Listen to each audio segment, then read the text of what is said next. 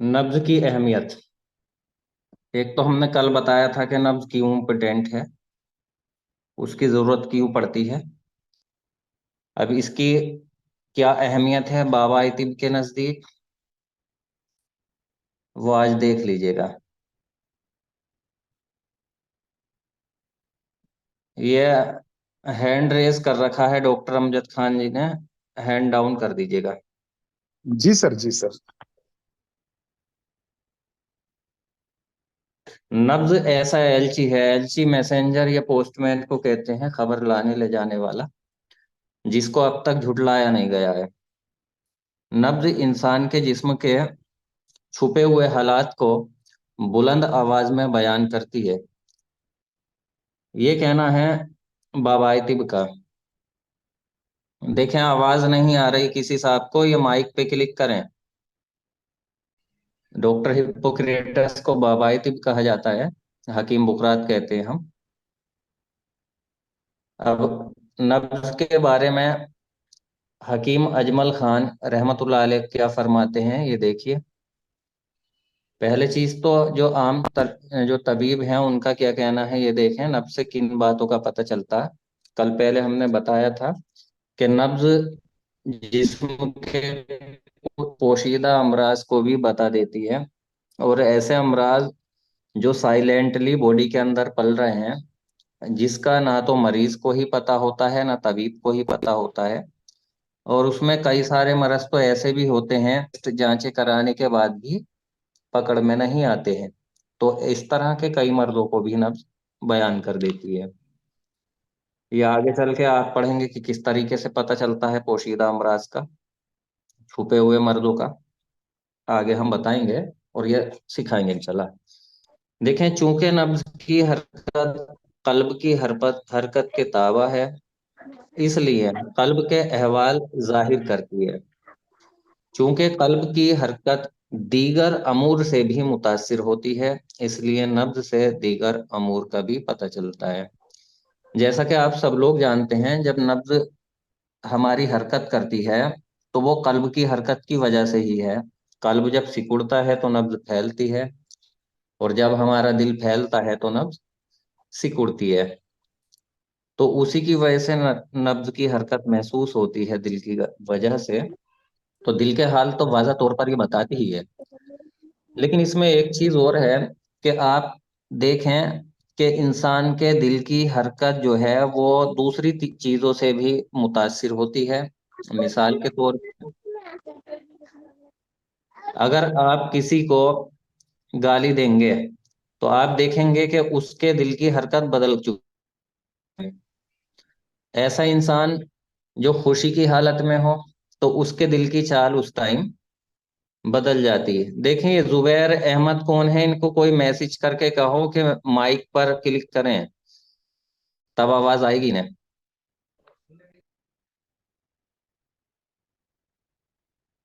अब ऐसा इंसान जो गुस्से में हो, आप देखते होंगे उसका बीपी बढ़ जाता है। शर्मिंदगी की हालत में दिल की हरकत अलग होती है। पछतावे की हालत में अलग होती है। टेंशन डिप्रेशन इसमें अलग होती है। तो ये तो हो गया कि इमोशन का दिल पे फर्क पड़ता है, तो इमोशन से दिल की चाल बदल जाती है। तो आप ऐसे शख्स को देखें जो धूप में बैठा हुआ है, उसके दिल की हरकत आप जांचें तो वो अलग होगी, और जो ठंड के मौसम में है, ठंड में है, उसकी अलग होगी। एक मरीज आपके पास आया और आने के बाद फौरी तौर पे आप उसका हाथ देखें, नब्ज देखें, तो वो नब्ज अलग होगी। और 10 मिनट आराम उसको करने को कहें, उसके बाद देखें तो वो नब्ज अलग होगी। एक ऐसा इंसान जिसको भूख लग रही है, उसकी नब्ज देखें तो वो नब्ज अलग होगी, और जिसने खाना खा लिया उसकी नब्ज अलग होगी। एक ऐसा इंसान जो नींद से जागा है, उसकी नब्ज जब आप देखते हैं तो वो अलग होती है। और ऐसा इंसान जिस पर नींद का गलबा है, उसको तेज की नींद आ रही है, उसकी नब्ज देखें तो वो नब्ज अलग होगी। जिसको भूख तेज लग रही है, उसकी नब्ज अलग होगी। तो पता ये चला कि नब्ज बहुत सी चीजों से मुतासिर होती है। इन सबका असर दिल पर पड़ता है, क्योंकि दिल के ताबे ही नब्ज है। तो दिल की चाल जो है इन चीजों से बदल जाती है। खाने पीने से भी उसमें डिपेंड करता है कि किसने किस तरह की चीज खाई, उसी हिसाब से उसके दिल की चाल तब्दील हो जाती है। और जब दिल की चाल चेंज होगी तो नब्ज की भी चेंज होगी। इसलिए नब्ज सिर्फ दिल की हरकत ही नहीं बताती, दूसरी बातें भी पता चलती है। अगर हम देखें, एक्चुअल में तो दिल की ही हरकत बताती है, लेकिन ये एक नब्बाज का फन होता है कि वो उस दिल की चाल से ही, दिल की हरकत से ही जिस्म के दूसरी बातों का भी पता लगा लेता है। देखें, मसीहुल मुल्क हकीम अजमल खान रहमतुल्लाह अलैह क्या फरमाते हैं नब्ज के बारे में। ये कहते हैं, नब्ज से तशखीश के बारे में मसीहुल मुल्क का इरशाद देखें तो वो फरमाते हैं, नब्ज भी तशखीश में निहायत जरूरी चीज है। डॉक्टरों का ये ख्याल गलत है कि नब्ज से सिवाय हालात एक कुल्ब के कुछ और पता नहीं चलता, क्योंकि ऐसा डॉक्टर सोचते हैं, और कुछ मालूम नहीं होता। ये कौल भी सही नहीं है कि नब्ज से कुल अमराज का पता लगाया जा सकता है, क्योंकि कुछ लोग सोचते हैं कि बॉडी के जितने भी मर्ज हैं हर एक का नब्ज से पता लग जाए। ऐसा नहीं है, बल्कि हक ये है कि हर शख्स अपने तजुर्बे के मुवाफिक नब्ज से अमराज की नोयत मालूम कर सकता है। बाज को 10 अमराज की नब्ज का तजुर्बा होता है, बाज को 12 का, बाज को इससे भी ज्यादा का। इसका इन्हिसार मश्क और तजुर्बे पर है। बल्कि बिसा औकात मरीज के बयानात की तरदीद महज नब्ज की हालत से ही की जा सकती है। देखें, ऐसा है, कई लोग, अब एलोपैथ का नजरिया ये है कि नब्ज से कुछ भी पता नहीं चलता है, सिर्फ दिल की चाल पता चलती है। क्योंकि देखें, उनका नजरिया है तो वो इसलिए है क्योंकि उनको दिल की चाल ही पता चलती है नब्ज देखकर। इससे ज्यादा उन लोगों को पता नहीं चलता। तो क्योंकि इंसान की एक आदत है, एक फितरत है, जिसको जितना पता है वो उसी को इल्म मानता है, और ये समझता है कि पूरी दुनिया जो है उतनी ही बड़ी है जितना बड़ा उसका इल्म है। ये उनकी गलत फहमी होती है।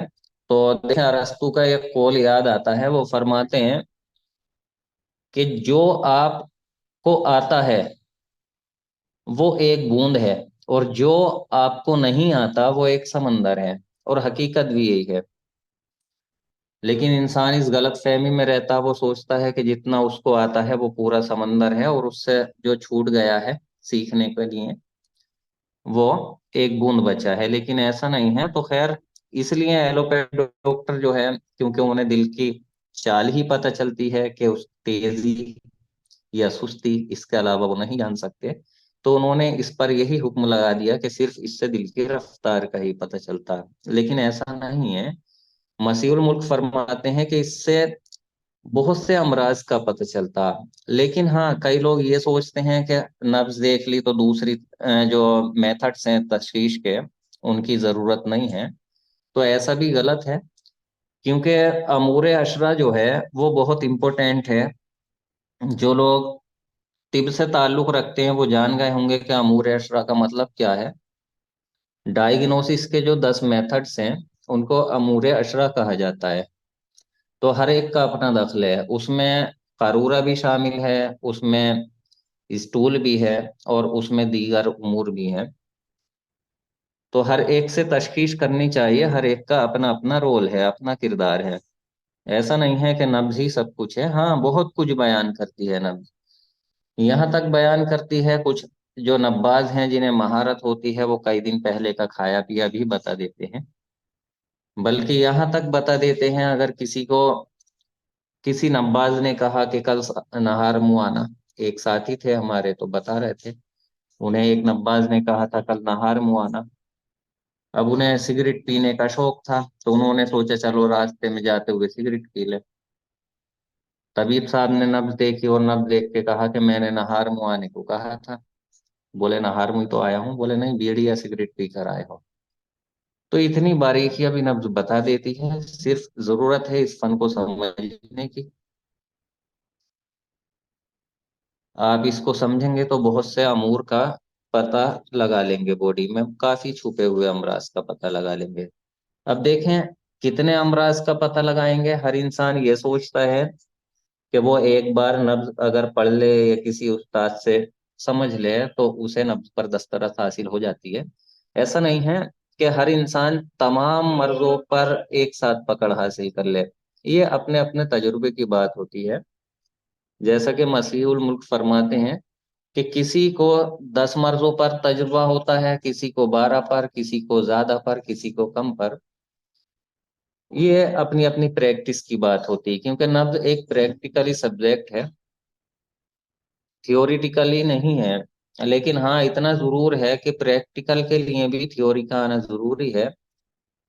अगर किसी को थ्योरी ही नहीं मालूम तो प्रैक्टिस किस चीज पर करेगा। पहले उसको नब्जें आनी चाहिए, उसकी प्रॉपर्टीज, उसकी डेफिनेशंस याद होनी चाहिए।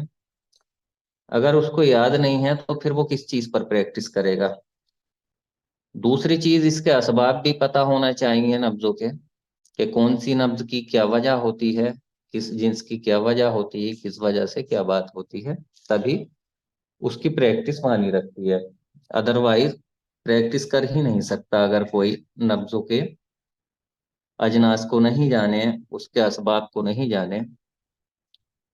इसलिए ये ट्रेनिंग आपके लिए बहुत ज्यादा इम्पोर्टेंट है। आपको इसमें नब्ज थियोरिटिकली रटवा दी जाएगी, समझा दी जाएगी। आपके जहन में एक एक चीज बिठा दी जाएगी, कोई भी चीज ऐसी नहीं जो आपसे बेसिक लेवल की छोड़ दी जाए।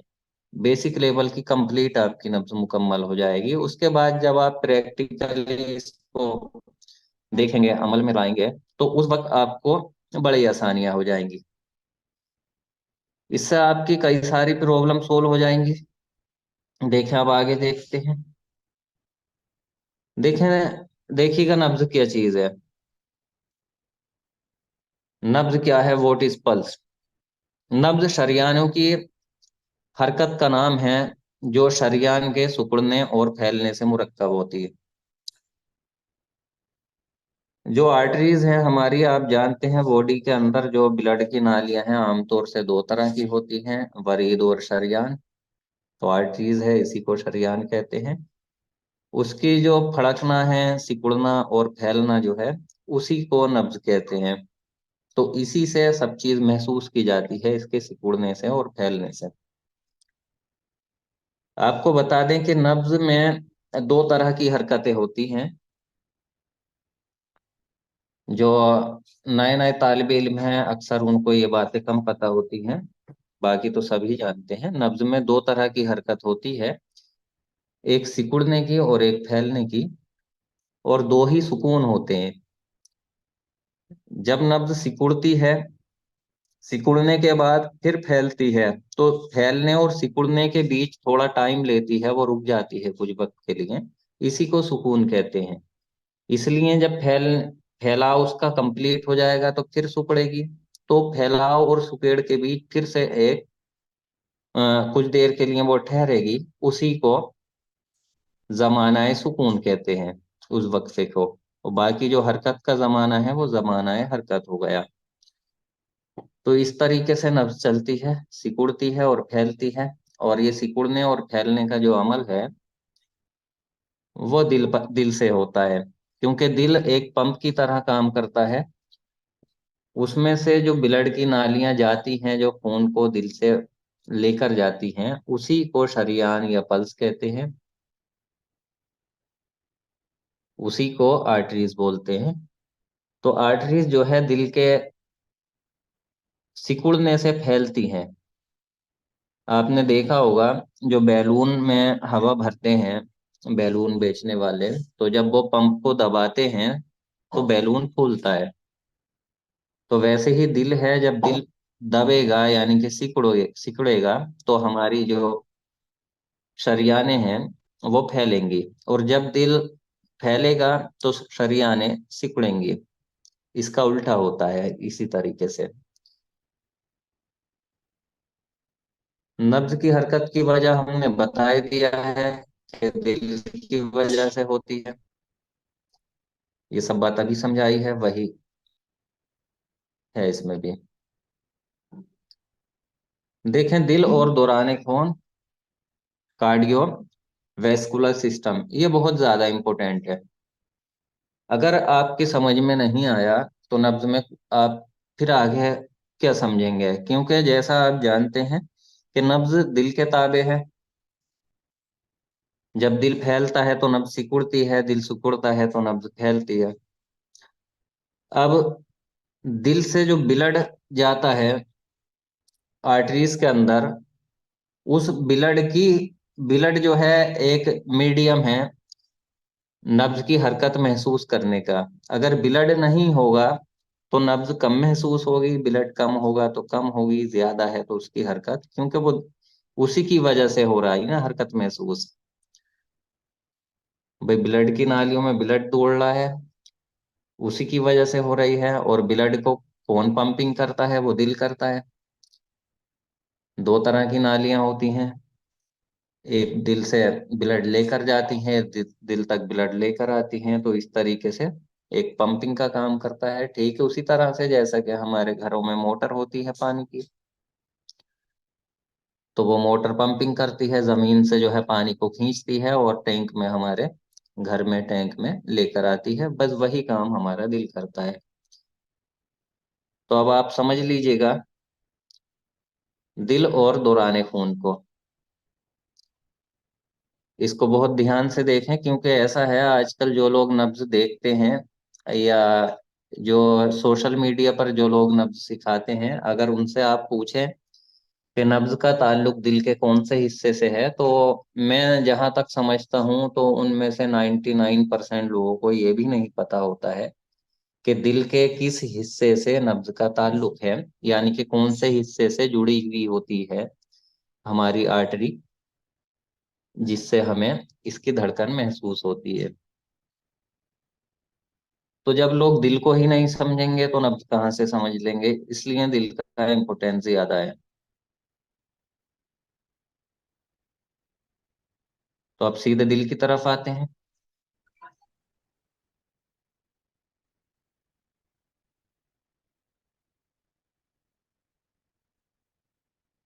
सब लोगों के माइक म्यूट है, वो बंद है क्या, कैमरेज? पहले बताएं कि मेरी आवाज सबको आ रही है। एक साहब बार बार शिकायत कर रहे थे कि आवाज नहीं आ रही। आ जी रही है आवाज सर, आ जी रही है आ सर। रही है सर। जी आ रही है, अब आ रही है सर। वो कुछ गड़बड़ थी मेरे उसमें। जी ये देखें, तस्वीर आज सबको दिखाई पड़ रही होगी। ये हमने जी एक स्ट्रक्चर बनाया है, एक फिगर बनाया है हार्ट का, और इसके जरिए हम आपको समझाएंगे कि हार्ट बॉडी में किस तरीके से काम करता है।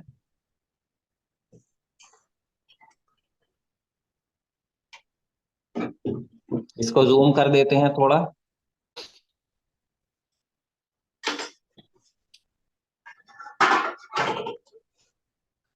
माइक बंद कर लीजिएगा। देखें, दिख रही सबको तस्वीर? ये जो बीच, क्या तस्वीर सब लोग देख पा रहे हैं? जी जी जी जी सर, देख देख पा पा रहे रहे हैं। लेकिन पूरी नहीं दिख पा रही है हजरत, ये जूम करने से आधा हिस्सा कट गया इसका। हाँ, ये जूम मैंने किया है, नहीं तो आपको परेशानी पड़ेगी। देखें, ये जो बीच का ये हिस्सा आपको दिख रहा है ना,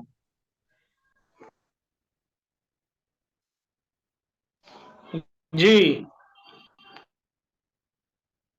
एक मिनट।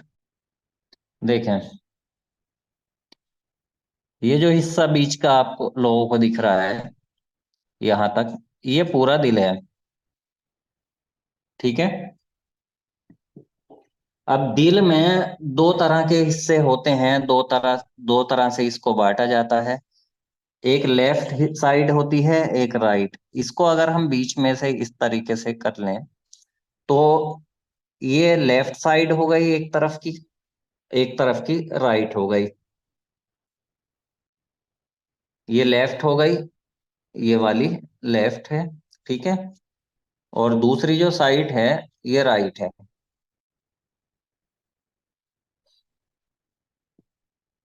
तो ये दो तरीके से हम इसको बांट लेते हैं। अब इसमें एक तीसरी भी, अगर इसको ऊपर नीचे के हिसाब से बांटे हैं तो इसमें भी ये इस तरीके से बटा होता है। ये ऊपर की साइड हो गई और एक नीचे की साइड हो गई।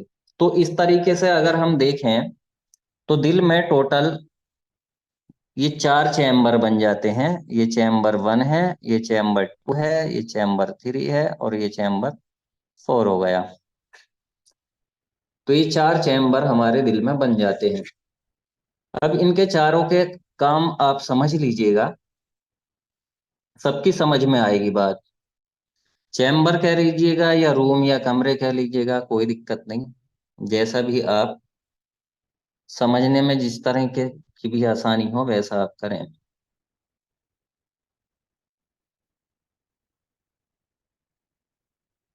अब आप देखें, इसमें दो तरह की ब्लड वेसल्स हैं, नालियां हैं ब्लड की। एक में आप देख रहे होंगे ये दिल की तरफ को, जो दिल का पहला चैम्बर था जहां हमने फर्स्ट लिखा था, यहाँ ये आपको दिखाई दे रहा होगा, ये एरो का निशान दिख रहा है। ये इस तरीके से ब्लड आ रहा है इसमें। तो जहां से ये ब्लड आता है, जिन नलियों से ब्लड आता है दिल में, उनको हमने बताया था उसको वेन बोलते हैं।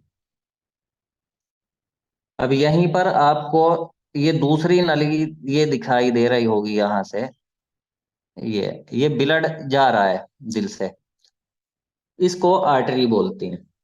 जहां से ब्लड जाता है पूरी बॉडी की तरफ जाता है, लंग्स की तरफ जाता है, तो इनको आर्टरी बोलते हैं। आर्टरी को अपने यहाँ तिब में जो है शरियान बोलते हैं, और जो वेंस होती हैं उनको वरीद बोलते हैं। अब यहाँ पर आप देखें, ये जो ब्लड है दिल के पहले चैम्बर में यहां से आया,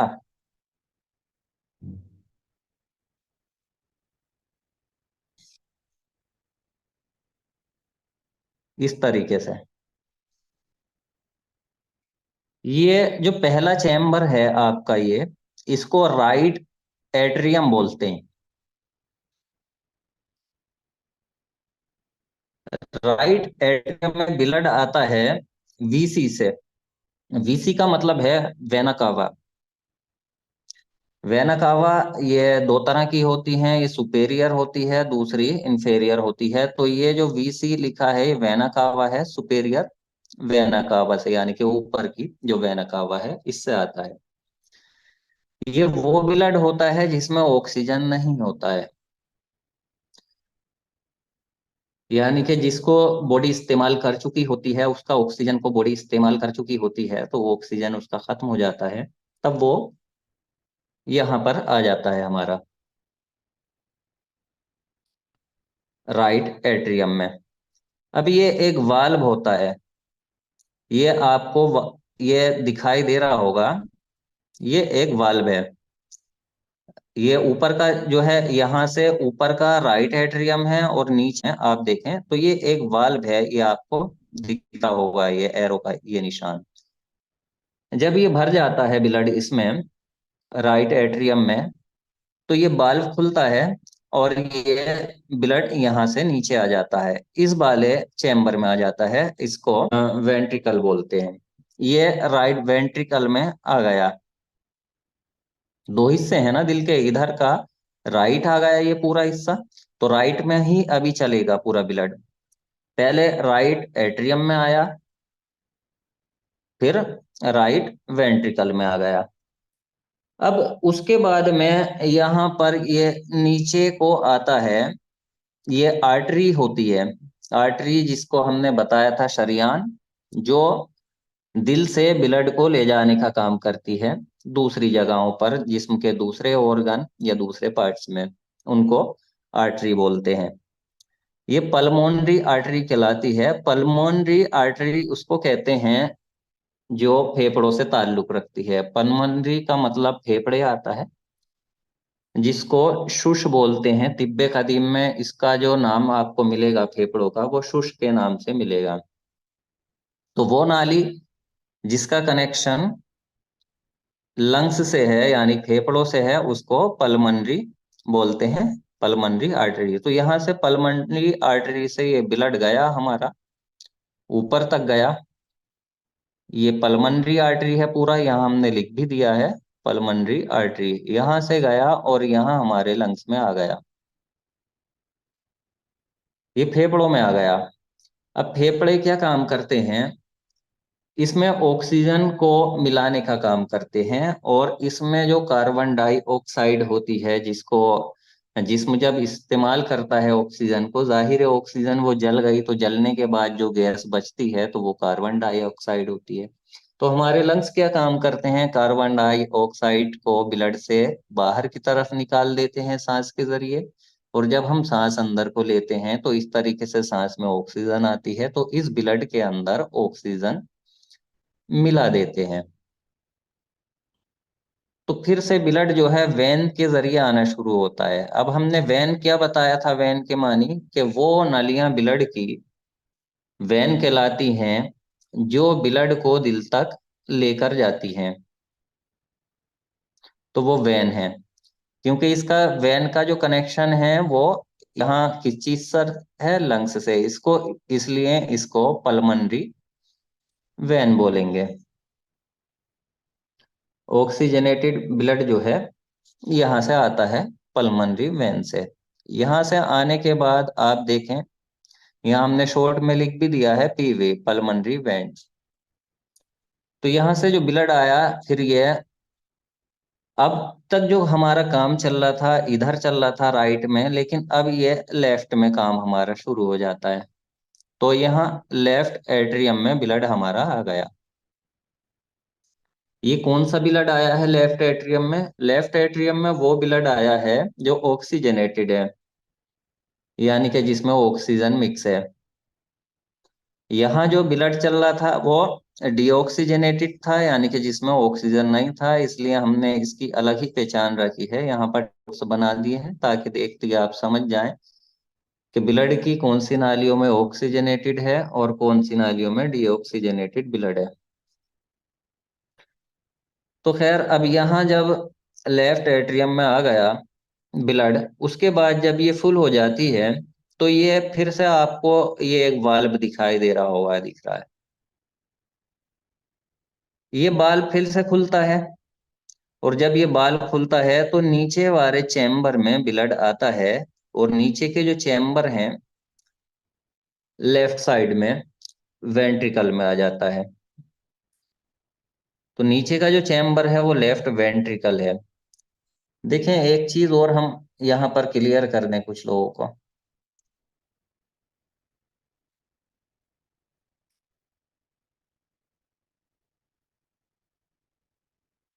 ये जो दिल के हमने हिस्से किए हैं कई, तो यहाँ से हमने बताया था कि बीच में से ऐसे और ऐसे, ये चार हिस्सों में दिल जब बढ़ गया था,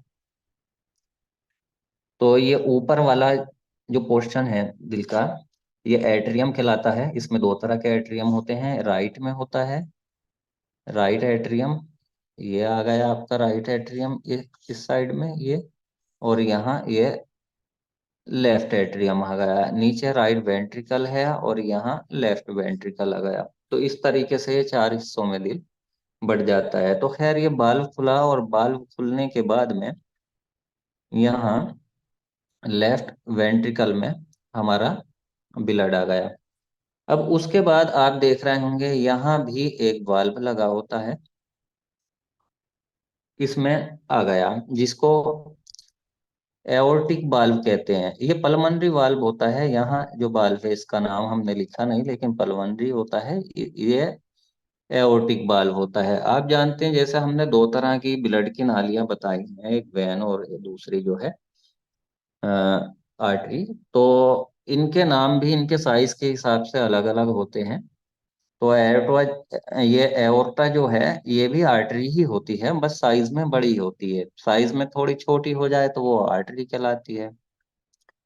और ज्यादा छोटी हो जाए तो इसी तरीके से इसके नाम जो है चेंज होने हो जाते हैं, ऐसे ही इसके वेन के होते हैं। तो खैर, यहाँ से बाल्व जब खुला तो ये यहाँ पर आर्टरी में आना शुरू हो गया। देखें, अब आर्टरी का मतलब हमने बताया था कि ब्लड की वो नालियां जो ब्लड को दिल से लेकर जाती हैं जिस्म के दूसरे हिस्सों तक, दूसरे ऑर्गन या पार्ट्स तक। अब यहाँ से ये चला, आर्टरी चली, यहाँ से पहुंचा ब्लड सब जगह, जहां जहां जरूरत है वहां वहां ब्लड पहुंच जाता है।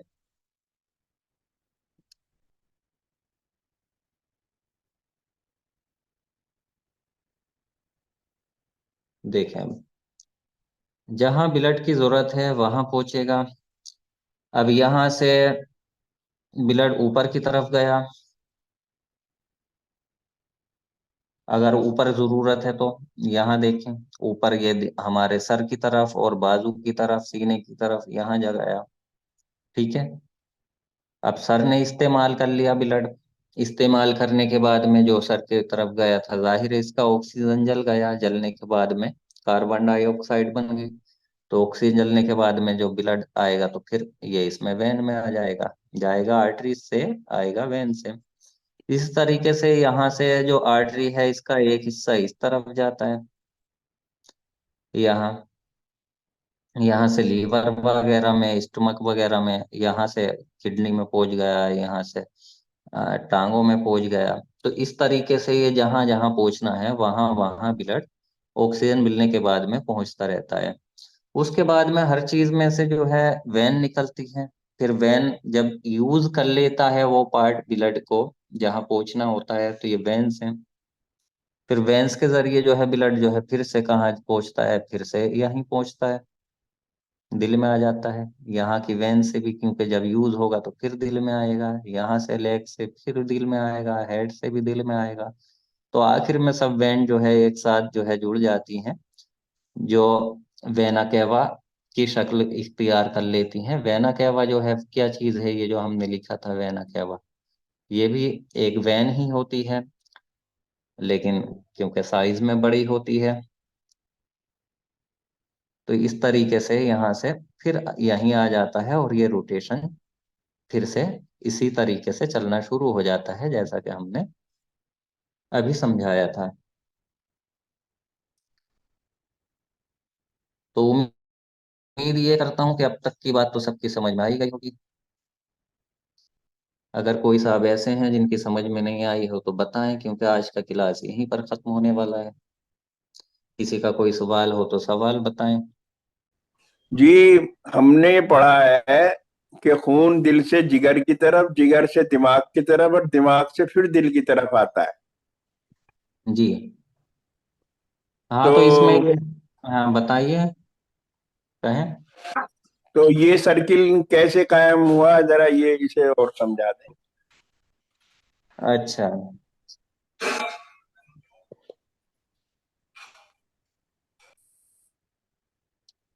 देखें ऐसा है, आपने जो पढ़ा है बिल्कुल सही पढ़ा है। ये दिल है, जी। ये दिल है, समझ गए, ये दिल है। जी। इतना दिल दिख गया आपको? जी। मैं निशान लगाए देता हूँ दिल पर। एक मिनट।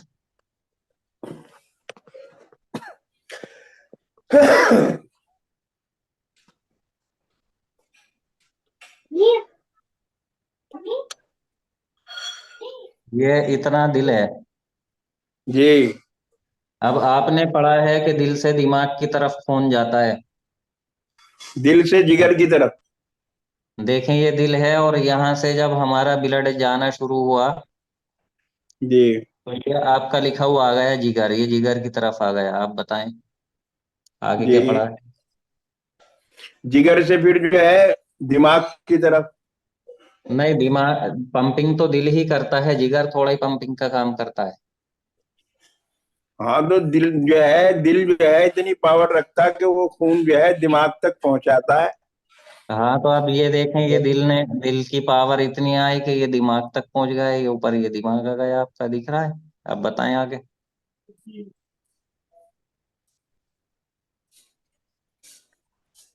आगे क्या पढ़ा है बताएं। आगे यही पढ़ा है कि फिर ये जो जब जो ऑक्सीजन इसकी खत्म हो जाती है, तो हाँ फिर ये जो है वापस दिल की तरफ आने के बाद में जो आपका जो ये आप बता रहे थे राइट वाला हिस्सा, इसमें आ जाता है। यहाँ पर तहाल है, तहाल फिर उसे साफ करता है और साफ करने के बाद फिर दिल देखें को दे देता देखें, यहाँ ऑक्सीजन खत्म हो गई, ये डी ऑक्सीजनेटेड ब्लड आ गया है और ये वापस दिल में है। आ गया। अब बताएं, जी जी जी समझ गए।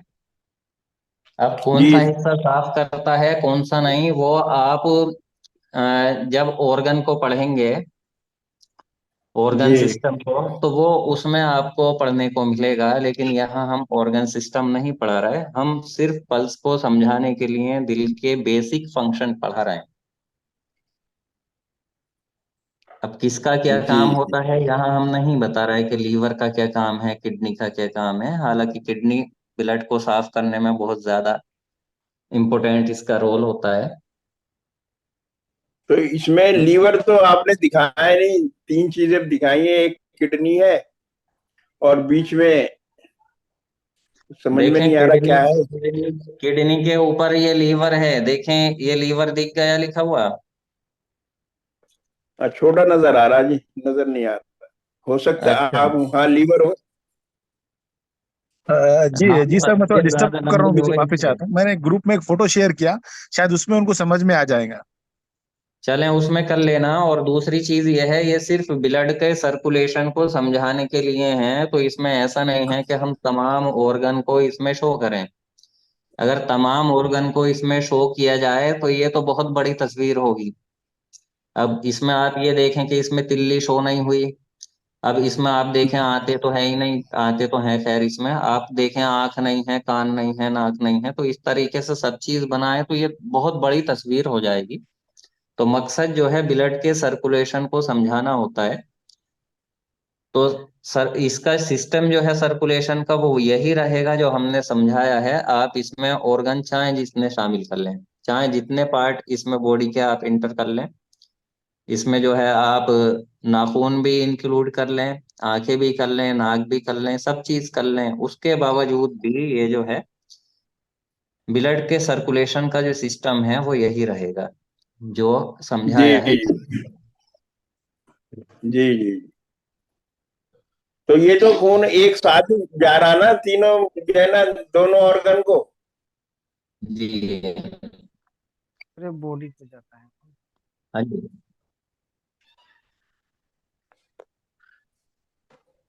हाँ जी बताएं।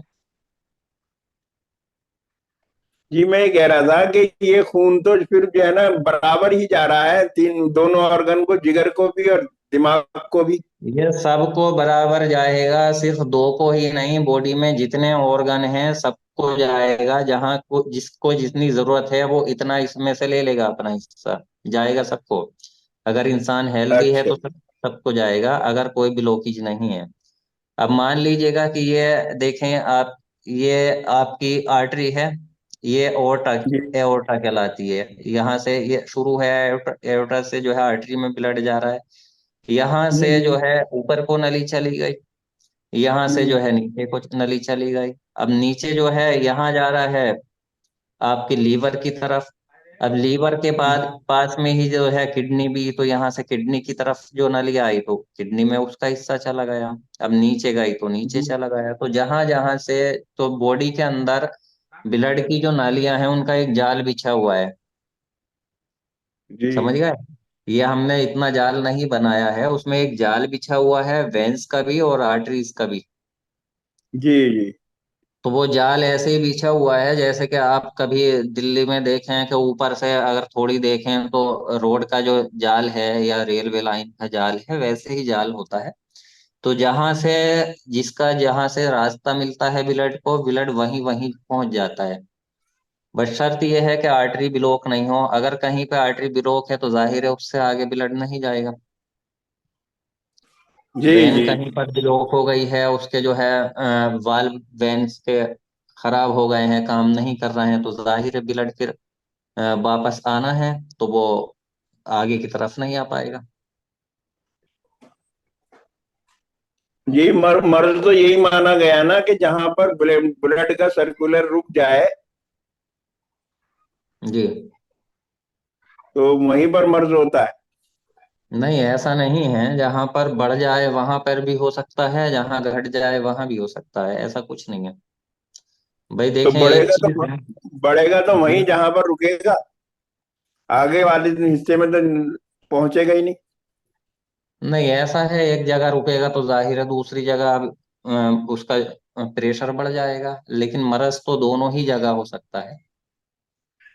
जी इसकी जी। मिसाल भी इसी तरीके से है। मान लीजिएगा आपको कोई ये कह दे कि इंसान को दिन में 2 बार मोशन होने चाहिए, सुबह शाम, लेकिन अगर आपको 2 दिन में 1 बार हो रहा है तो वो भी मरज है, और एक दिन में जो है बार बार हो रहा है वो भी मरज है। तो किसी भी चीज का जो एतदाल है, वो एक खास एतदाल होता है हर चीज का, अल्लाह ने रखा है। जब उसका एतदाल बिगड़ जाता है तो वो मरज कहलाता है। अब एतदाल बिगड़ना जो है, उसमें दोनों ही चीजें आती हैं। मान लीजिए स्टूल का जरूरत से ज्यादा लूज होना, ये भी एतदाल का बिगड़ना है, और जरूरत से ज्यादा खुश्क हो जाना, ड्राई हो जाना, ये भी एतदाल का बिगड़ना है। दोनों हालातों को ही मरज कहेंगे। पेशाब बेशक। का पेशाब का बिल्कुल नहीं आना भी मरज है, बार बार आना भी मरज है, तो दोनों ही हालातें मरज हैं। अब इसमें इसमें कोई एक चीज की कैद नहीं लगा सकते कि मरज वहीं पर है, ये जरूरी नहीं है। हाँ, इतना होता है जहाँ पे ब्लड का सर्कुलेशन कम है या नहीं है, वहां पर वीकनेस हो, ये चीज तो है। वो तो चीज वहीं पर जो कमजोर है हो। ना, तस्कीन वहीं पर होती है। देखिए, तस्कीन और ये अभी तो आप इसमें नहीं जाएं, आप सिर्फ इसको थ्योरी को समझें। जी अभी आप जी। बैठेंगे तो फिर इसमें कुछ समझ में नहीं आएगा, तस्कीन कहाँ पर होती कहाँ पर नहीं होती। ठीक है साहब। हाँ, फिर वो ज्यादा मामला जो है डिफिकल्ट हो जाएगा मसला। जी जी। तो ये नब्ज में हम कैसे देखेंगे कि हमारा खून सही चल रहा है नहीं चल रहा है, या कल बताएंगे आप इसके बारे ये जैसे जैसे नब शुरू होगी सब चीज सीखते जाएंगे। में? ये अब तो नब्ज शुरू ही हो चुकी है। हाँ, नब्ज तकरीबन तकरीबन। है, नब्ज तो जो है दिल की में जो है खून की जो सरियाने हैं उनकी हरकत का नाम नब्ज है, आपने जैसे बताया। जी। अच्छा, ये बताएं अल्हम्दुलिल्लाह। कि समझ में आया लोगों की, सबकी नहीं? जी अल्हम्दुलिल्लाह समझ। समझ आ गया। जी समझ में हाँ, आ गया। देखें, आ गया ऐसा समझ है, में, आ गया आ हमारे गया। हमारे लिए आपका फीडबैक बहुत मानी रखता है। देखें, ये एक यूरिन की तस्वीर है। ये मैंने इसलिए लगाई है, हालांकि सब्जेक्ट से हट के बात है ये। इसको सब लोग अपनी अपनी राय बताएं कि ये कौन सी नंबर तहरीक का यूरिन है, और सब लोग जो है, कोई बोलेगा नहीं, सिर्फ आप चैट बॉक्स में जा करके लिखेंगे 1 2 3 4 5 6 तक, जो जो समझता है।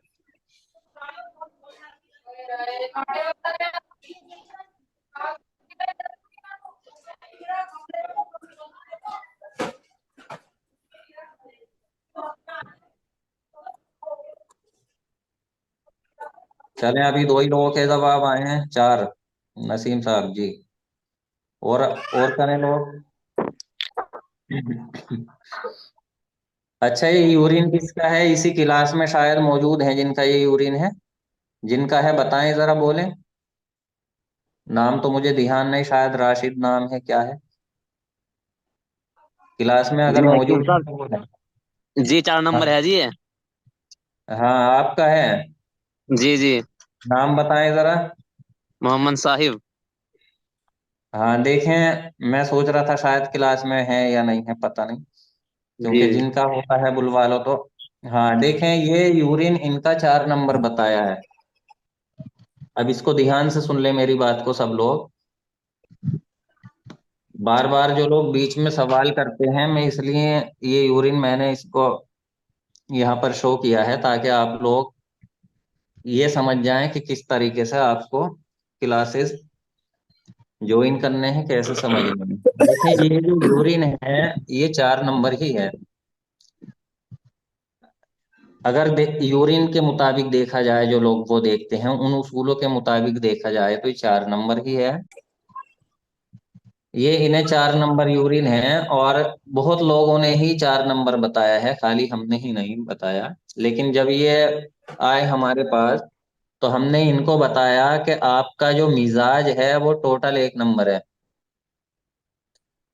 बताएं जी, मेरी बात का जवाब देते रहें ताकि तस्दीक या ना तस्दीक होती रहे मेरी बात की। जी जी जी ऐसा ही है। जी, ऐसे है, इसे फरमा रहे आप। हमने बताया कि इनको ये बोले जी मेरा तो यूरिन 4 नंबर है, और सभी लोग इसको 4 नंबर यूरिन बताते हैं। अच्छा एक बात और बताएं, यही यूरिन 4 नंबर है या इससे बार बार सैंपल लिया है वो भी 4 ही रहता है? जी, एक एक आता है जी 5 नंबर का, नहीं बाकी तो 4 नंबर के आए जी। हाँ देखें, 90% 4 नंबर के आते हैं, और सब 4 से ही तशखीस करते हैं, 4 ही बताते जी हैं। हमने बताया कि आपका जो मिजाज है वो टोटल 1 नंबर है और प्योर एक है, और ऐसा वाला एक है जो लठों से नहीं कटे, आरी से नहीं कटे, लठों से नहीं टूटे। पहले तो इन्होंने कहा मिजाज बताओ, हमने कहा देखिए जी हम तो मिजाज बताते नहीं हैं। जब इन्होंने एक दो बार जब बताया कि तिब का शौक रखते हैं तो हमने बता दिया मिजाज, क्योंकि आम मरीज को मिजाज नहीं हम बताते और ना ही बताना चाहिए कि आपका फला मिजाज है, फला मिजाज है। ये बातें तबीब को नहीं करनी चाहिए मरीज से। तो हमने बताया कि 1 नंबर मिजाज है, और फिर उसको इसके सिम्टम भी हमने बताए कि आपको ठंडे पानी से इसको साबित करना होता है ना। फिर देखते हैं, एक तो हमने बता दिया, लेकिन जब इनको सब लोग 4 बता चुके हैं तो इसको प्रूफ करना होता है, और उस तरीके से प्रूफ करना होता है जो कि पेशेंट मुतमईन भी हो जाए। तो हमने इनको बताया कि आपको ठंडी चीजें नुकसान देती और अक्सर नजला हो जाता है। इन्होंने फिर उसकी तस्दीक भी की कि हाँ बात तो सही है, नजला हो जाता है। तो इन्होंने फिर पूछा कि हम दूध पी लें, हमने कहा दूध नहीं पीना, दूध पियोगे तो नुकसान होगा। पूछा था दूध को भाई। जी जी, पूछा था जी। फिर इन्होंने पूछा चाय पी लें, हमने कहा चाय पी लेना, चाय पियोगे तो फायदा होगा। फिर इन्होंने ये हमसे कहा कि अब तक सब ये कहते थे चाय बिल्कुल नहीं पीना और दूध ही पीना, और आपकी बात 100% सही है, जब हम दूध पीते हैं तो नुकसान होता है और चाय पीते हैं तो फायदा होता है। ऐसी ही बात थी। जी बिल्कुल सही फरमा रहे जी आप। नाम बता दें ताकि मैं बार बार नाम लेकर आपको कॉल करूं। मोहम्मद साहिब। अच्छा, मोहम्मद साहिब जी। तो फिर जी इन्होंने हमसे पूछा कि गोश्त खा लें या नहीं खा लें। हमने कहा छोटे का खाओगे तो नुकसान होगा, बड़े का खाओगे तो नुकसान कम होगा। फलज इसके अलावा कई बातें हमने बताई। तो कुल मिला के ये यूरिन जो दिखाने का मकसद है वो ये है कि आप अगर ये सोच रहे हैं कि सोशल मीडिया पर जो नब्ज सिखाई जा रही है वो नब्ज ही गलत है, तो नब्ज ही गलत नहीं है। अब आपको ये एहसास हो गया होगा जब मैंने यूरिन दिखाया तो, कि यूरिन का जो सिस्टम वो लोग सिखा रहे हैं वो भी गलत है। आपको थोड़ी हैरानगी जरूर होगी सुनने के बाद में, और थोड़ा पछतावा होगा कि आप लोग अब तक गलत इल्म सीख रहे हैं। तो तालिब तुर्की साहब हाजिर हो जाएं जरा। जी उस्ताद मोहतरम। जी, आप ये बताएं कि आपको कैसा यूरिन आता था आज से 1 साल पहले तक? हजरत मुझे यूरियन 4 नंबर मैंने तशखीस कराई है, यहाँ तक के हकीम आपसे तशखीस कराई है और दूसरे हकीमों से भी, सबने 4 नंबर ही बताया मेरे मिजाज। और आपका को नुकसान कौन सी चीजें देती हैं जरा ये भी बता दें।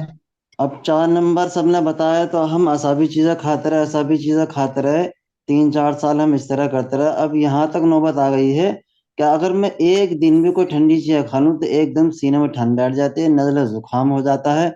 अब एक दिन के लिए भी मुझे ठंडी चीज़ मतलब देखें, नुकसान। पहली पहली चीज तो ये है, आपको समझा दें, जब किसी का तशखीस कराने वाले का नाम आप जिक्र करें तो नाम नहीं लिया करें, क्योंकि हमारा मकसद किसी को जो है नीचा दिखाना नहीं है। आप सिर्फ ये कह दें, मतलब इशारतन कह दें कि बड़े बड़े उस्तादों से तशखीस कराई है। जी जी जी।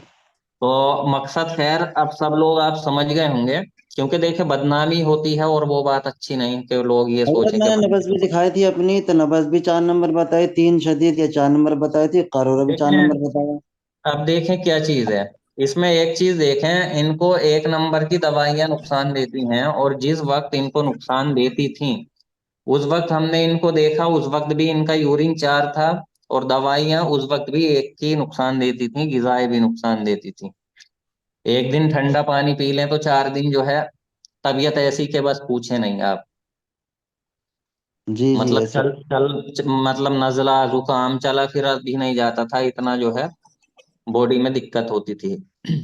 तो कहने का मकसद ये है कि इनका मिजाज भी 1 ही नंबर है। तो मकसद ये है कि जो चीज आपको सोशल मीडिया पर, अगर आप ये सोच रहे हैं कि आपको ये कारूरे का फन ओरिजिनल सिखाया जाता है, तो आप इस बात को जहन से निकाल दें। अब मकसद जी ये है कि मैं ये बात आपसे क्यों कह रहा हूं बार बार, कि आप असली फन की तरफ आए, क्योंकि देखिए मसला ये है, जो असली फन है अगले चंद रोज में आपको उसकी हकीकत सामने आनी शुरू हो जाएगी कि क्या चीज है। उसको लोगों ने असल में इतना शॉर्ट कर रखा है, इतना शॉर्ट कर रखा है कि उसकी शक्ल ही बदल गई। छोटा करते करते करते करते शक्ल ही बदल गई, क्योंकि कुछ लोगों का शौक होता है कि किसी भी काम को, किसी भी फन को छोटा कर देना, लेकिन इतना छोटा कि उसकी शक्ल ही बदल गई। वो असल के चक्कर में जो है लोग उससे शनाख्त ही गलत कर रहे हैं, तशखीसें ही गलत कर रहे हैं। तो ये चीज भी मुनासिब नहीं। तो इसलिए हमें जरूरत पड़ी लोगों के सामने असल फन बयान करने की और उन्हें सिखाने की, कि लोग कम से कम जागरूक हो जाएं और उन्हें ये एहसास हो जाए कि जो हम सीख रहे हैं उसमें, और जो सोशल मीडिया से अब तक सीख चुके हैं उनमें कितना फर्क है। अब यहाँ पर कई लोगों के जहन में एक सवाल आएगा कि अगर ऐसा है तो फिर कुछ मरीजों को फायदा क्यों होता है। उसका जवाब इस वक्त देंगे तो बात काफी अलग हो जाएगी, जब उसका टॉपिक चलेगा तो उसका भी जवाब इंशाल्लाह देंगे। फिलहाल अब तक अगर किसी का कोई सवाल हो, उम्मीद है कि सबकी समझ में आ गई होगी हकीकत। मकसद हजरत, किसी भी बुराई का। जी। ये कारूरी की बात बात समझ में नहीं आई कारूरे पे बात भी कि चार नंबर कारूरा है, तो फिर आपने जो है दवाई ने 5 नंबर की दी या 4 ही नंबर की दी, दवाई जब एक हमने नंबर इन्हें दो, मिजाज। नहीं 2 और 3 की दी है, क्योंकि बॉडी 2 और 3 की ही दवा मांग रही थी। कभी कभी 1 नंबर नब्ज वाले को 2 नंबर की दवा फायदा करती है, कभी 3 की, कभी 4 की, कभी 5 की, कभी 6 की। जब मरीज आपके पास आएगा तो ये आपका इल्म जो है उसे अपने सामने रखकर आप ये फैसला करेंगे कि कौन से इसको मेडिसिन देनी है। ये कोई नियम नहीं है कि एक वाले को 2 दे दो या 4 दे दो। ये सिर्फ एक तुक्का ही होता है, जो कि इन पे अब तक सब तुक्का लगा रहे थे, तो इसमें तुक्का इन पे 2 तरीके के लग रहे थे। एक वो पार्टी है जो इलाज बिल जिद की कायल है, तो वो इन्हें 4 देते थे तब इन्हें नुकसान देता था, जिनका जी यूरिन है। और एक वो पार्टी, मतलब सॉरी, एक देते थे इलाज बिल जिद वाले, एक देते थे क्योंकि यूरिन 4 है। अब कुछ लोग हैं जो उज़्वे मुसक्किन को तहरीक देकर इलाज करने के कायल हैं, तो वो 5-6 की देते थे, लेकिन उससे भी नुकसान ही होता था। तो जब पेशेंट आपके पास आएगा तो आप उसकी पल्स देखेंगे, उसके बाद में अपने, जो आपका तिब्बी इल्म है वो इतना छोटा नहीं होता जितना यूट्यूब पे आप लोगों को लोग दिखाते हैं। ये भी इतनी छोटी चीज नहीं है कि कोई भी उस पर उलाट के चला जाए, 1 घंटे में सिखा दे, वैसा नहीं है। क्योंकि आजकल जिसको तिब कहा जाता है, आप उसमें एक चीज देख रहे होंगे कि उसको बंदा 1 घंटे में पूरा सीखने के बाद में अपने आप को एक कॉन्फिडेंट महसूस करता है कि मैं तबीब हो गया। वो बड़ी कॉन्फिडेंस के साथ वो कहता है कि मैं तबीब हो गया। और बात यहीं पर ही खत्म नहीं होती। वो एक तबीब जो एक हाजिक तबीब होता है उसको भी अपने सामने मन ही मन में हकीर जानने लगता है। यहाँ तक नौबत है। ऐसा ही है नहीं? बिल्कुल उस्ताद। फिर सर भाई आप नब्ज जो का फरमा रहे हैं वो दुरुस्त ही बिल्कुल होगा। दुरुस्त है सर, बिल्कुल दुरुस्त।